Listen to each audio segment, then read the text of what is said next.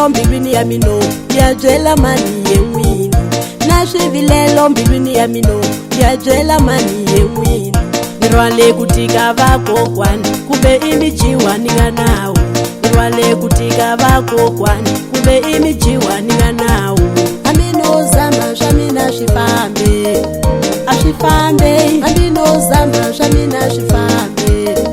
a swi fambe ni ya byela mani maseve wa mino ni ya byela mani yen'wini na siyela mani na siyela mani yen'wini na siyela mani na siyela mani yen'wini ni khome ku tika swa mina swi fambe a swi fambe ni khome ku tika swa mina swi fambe a swi fambe loko va kusiwa no a vombala a nda tlula ndi ya lahla mino loko va kusiwa no a vombala a nda tlula ndi ya lahla mino swi fane na tinjombo ta mina a ni koti na ku humelela swi fane na tinjombo ta mina a ni koti na ku humelela ta famba ni ya lwandle na hlamba mabadi ta famba ni ya lwandle na hlamba mabadi kumba swi ta yantswa kumba nda hunguta swin'wani kumba swi ta yantswa kumba nda hunguta swin'wani kumba swi ta yantswa kumba nda hunguta swin'wani ku lahleka swilo va ri hi mina ku lahleka swilo va ri hi mina vavanuna ni va kumaka vo ni tsakisa kambe lavo hlayisa swihlange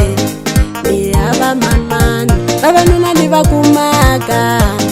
vo ni tsakisa kambe lavo hlayisa swihlange ni hava manani tirane n'wanango uya hi ta kisama hi ta chela foni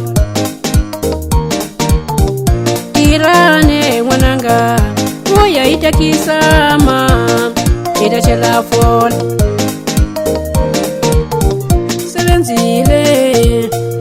uya hi ta pasa kumbe vakokwani va nga tsaka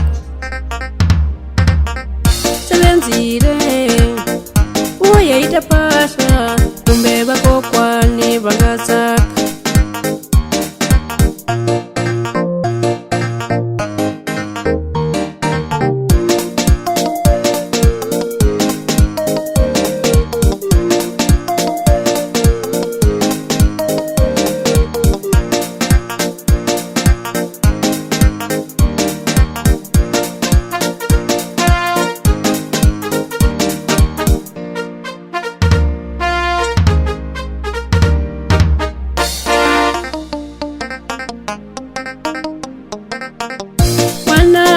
utisile urwele kutika la kaya wananga utisile urwele kutika la kaya kambe swilava hi tsakisa mikwembu la kaya kambe swilava hi tsakisa mikwembu la kaya heyi loyi n'wana wa n'wina tirani gele mikatekiseni swi swa yina fambi n'wana loyi kumba nda hunguta swin'wani kumba swi ta yantswa kumba nda hunguta swin'wani kumba swi ta yantswa kumba nda hunguta swin'wani